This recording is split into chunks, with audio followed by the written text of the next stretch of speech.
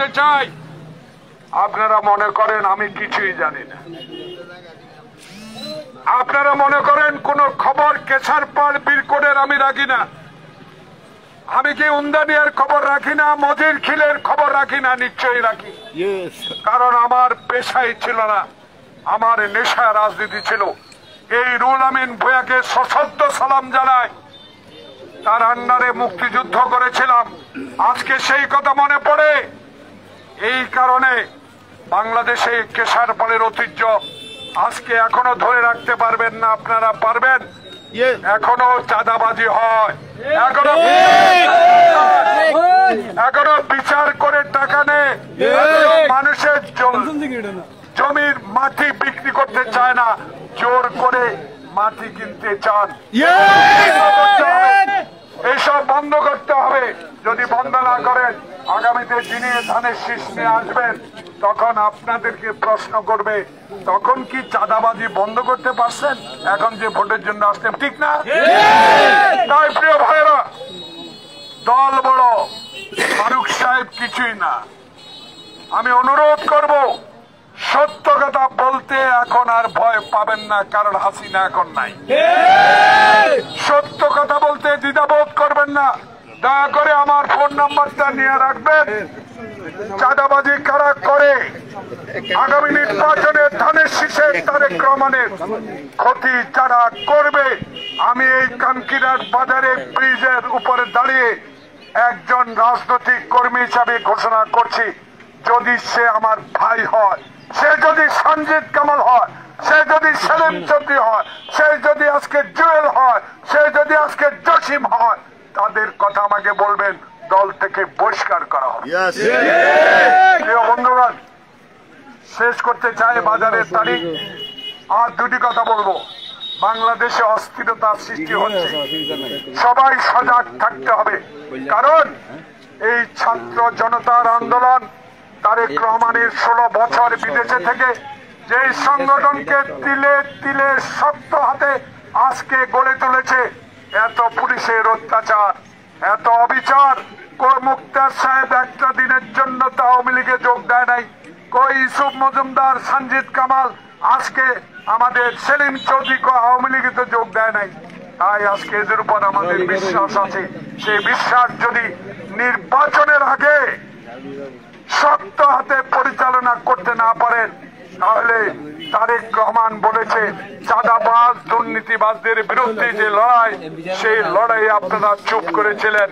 সামনের দিকে ইনশাআল্লাহ কথা দিয়ে গেলাম, এই আসরের নামাজের পরে বাংলাদেশে আল্লাহ ছাড়া এমন কারো শক্তি নাই। বিএনপি শহীদ জিয়ার দল, খালেদা জিয়ার দল, তারেক জিয়ার দল। অহংকার বিশ্বাস করি না, একটাই বিশ্বাস করি, 1971 সালে শহীদ জিয়া দেশের স্বাধীনতা ঘোষণা করেছে, খালেদা জিয়া এরশাদের বিরুদ্ধে লড়াই করেছে, তারেক রহমান ওয়ারের সরকারের বিরুদ্ধে লড়াই করে টিকে আছে। সেই টিকে থাকা নেতাদের কর্মী আপনারা হতাশ হবেন না। ইনশাআল্লাহ যদি এই প্রফেসর ইউনূস সাহেব আগামী ফেব্রুয়ারি মাসে রোজার আগে বাংলাদেশে যদি এক মাথায় এক ভোট দিতে পারে, আমার বিশ্বাস বাংলাদেশের জনগণ শহীদ জিয়ার দলকে ধানের শীষে ভোট দিয়ে আবারও সরকার কায়েম করার জন্য, গঠন করার জন্য। লিফলেট বিতরণ পূর্ব কর্মসূচিতে যারা অংশগ্রহণ করেছেন, ইনশাআল্লাহ নির্বাচনের তারিখ অচিরে ঘোষিত হবে। আপনাদের প্রতিটা পাড়ায় যিনি মনোনীত পান, যিনি ধানের শীষ নিয়ে আসেন, একটা কথা আবার মনে থাকতে আমি ভুলে গেলাম, অনেক নেতাকে আমি কিন্তু এখানে দেখছি না। ইশারায় বুঝে নেবেন, সেনবাগে অ্যালোকেশন বিএনপির নামে করে অ্যালোকেশন আনা হয়, কিন্তু আজকে তারেক রহমানের লিফলেট বিতরণ অনুষ্ঠানে অনেককে দেখি নাই। সেনবাগে অফিসে যা বলবেন আমি বিএনপি করি, আপনাদেরকে সাক্ষী রেখে গেলাম। এরা যদি আপনাদের সাথে এই ধানের শীষের সাথে তারেক রহমানের সাথে কোন রকম বেঈমানি করে, এটা বিচার আপনাদের দিয়ে গেলাম। আল্লাহ হাফেজ। বাংলাদেশ জিন্দাবাদ।